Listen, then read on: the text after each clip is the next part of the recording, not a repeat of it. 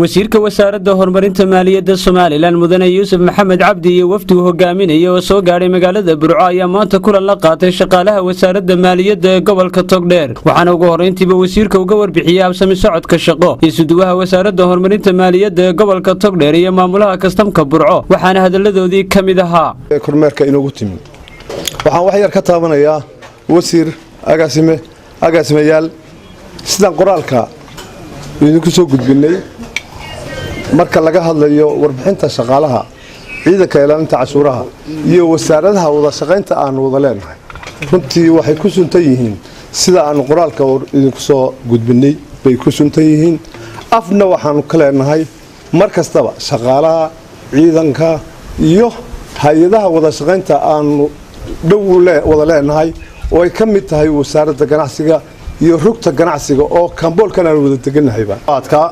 wasiir iyo agaasimayaal shaqaalahan hor fadhiya waa shaqaalihi wasaaradda maaliyadda ee gobolka Togdheer ganacsiga iyo booliskii ciidankii ilaalada cashuuraha gobol ahaan shaqaalaha ka howlgala xafiisyadan labada waaxood iyo xisaabaadka way ku dhanyihiin meesha guud ahaan si fiican oo hagar la'aan ay shaqadooda u gutaan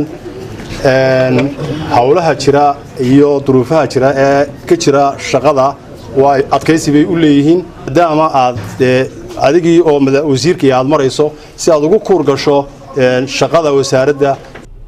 waxaana ka hadlay madashan iyo agaasimaha waaxda cashuuraha bariga Maxamed Xasan Salebaan iyo agaasimaha waaxda kastamka Idris Xasan Diiriye oo ku wehelinayay wafdiga wasiirka waxaana hadaladoodii kamid ahaa waxa weeyaan wafdigan uu hogaaminayay wasiirka wasaaradda horumarinta maaliyadda mudane Yuusuf Maxamed Cabdi iyo mas'uuliyiinta la socota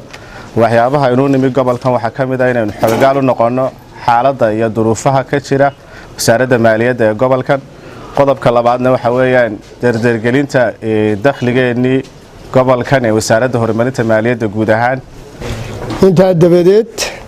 kormeerkan wasiirku ku yimid gobolka Togdheer iyo dhamaanba gobolada bariga uu ku marayo oo ujeedadiisu tahay kobcinta dakhliga iyo kor u qaadista shaqada ayaan maanta halkan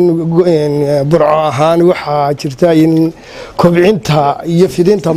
maamulka cashuuraha bariga iyo kor u qaadistiisa in dhinaca kastamada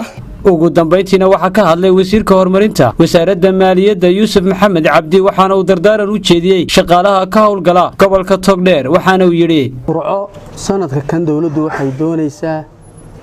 hadii alla idmo in shaqooyin fara badan laga qabto meelo badan oo kala duwan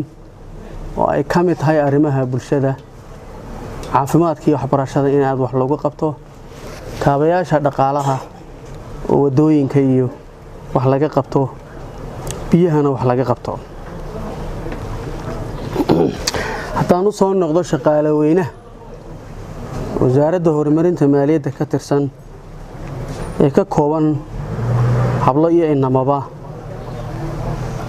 shaqaalaha wasaaradda maaliyadda waxay ku kala sarreyn doonaan haddii alla idmo aqoon waayo aragnimo karti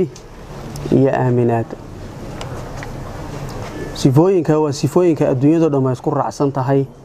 in qofka xilka loo dhiibayo loogu dhiibo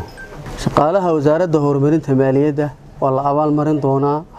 geesta kale wasiirka ayaa kulan ballaaran la qaatay maamulka gobolka ka degmada iyo qaar ka mid ah laamaha dawladda waxaana ka wada hadleen sidii kor loo qaadi lahaa dakhliga gobolka Khadar Cabdirasaaq Salebaan muqbaahiyaha caalamiga Bulsha TV magaalada Burco.